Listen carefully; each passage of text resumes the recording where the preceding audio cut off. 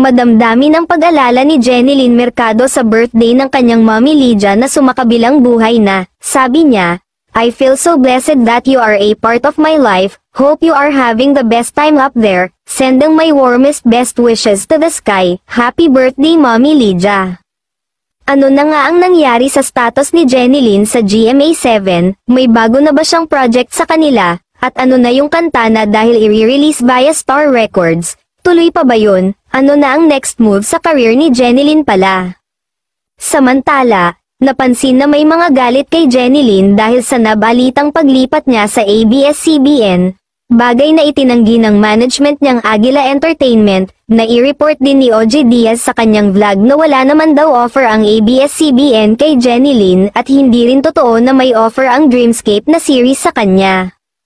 Ang linyahan ng mga nagalit kay Jenilyn, hindi raw sikat ang kapuso actress at wala siyang nag-trending na show, inakusahan pa ang aktres na nagpapataas lang daw ng talent fee sa GMA Network at ABS-CBN, kaya hindi pa makapagdesisyon kung saan lilipat.